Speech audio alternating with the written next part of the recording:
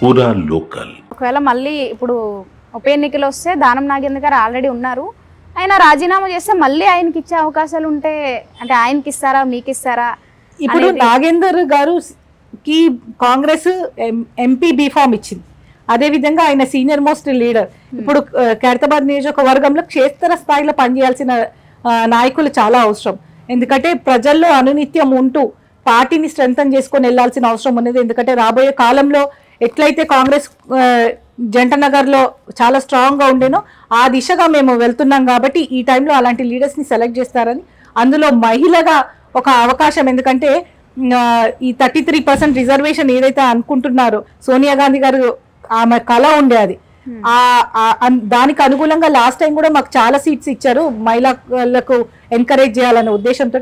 ఇక్కడ ఒక face value ఉన్న మహిళగా పనిచేస్తూ ప్రజల మధ్యలో ఉన్న మహిళగా, ఒక ఎడ్యుకేటెడ్ మహిళగా, రాజకీయ అవగాహన ఉన్న మహిళగా నాకు అవకాశాలు ఉంటాయని మా అధిష్టానం దాన్ని కూడా కన్సిడర్ చేస్తుందని నేను అనుకుంటున్నాను. అంటే బయట వినిపిస్తున్న చర్చ ఇప్పుడు నాగేంద్ర గారికి ఎమ్మెల్సీ ఇచ్చి మినిస్టర్ ఏమైనా ఇస్తే రోహిన్ రెడ్డి గారు ఉన్నారు ఆయనకి ఇస్తారు, లేకపోతే ఇంకా మిగతా వాళ్ళు ఉన్నారు, వాళ్ళ మాటలు వినిపిస్తున్నాయి. అంటే వాళ్ళకి ఇస్తారనిపిస్తుందా దీనిపైన? రోహిన్ రెడ్డి ఆల్రెడీ అంబర్పేటలో కంటెస్ట్ చేసిండు, ఆయన అక్కడ నియోజకవర్గ ఇన్ఛార్జి లెక్క పనిచేస్తున్నారు. ఇక్కడ ఖైరతాబాద్ నియోజకవర్గంలో మేమున్న నాయకులలో లాస్ట్ టైం నాకు బీఫామ్ ఇచ్చిండ్రు, చాలా క్లిష్టమైన పరిస్థితిలో నాకు బీఫామ్ ఇచ్చిండ్రు. అప్పుడు కూడా కాంపిటీషన్ ఉండే, డెఫినెట్గా చూసి మంచి క్యాండిడేట్కి ఇచ్చారు.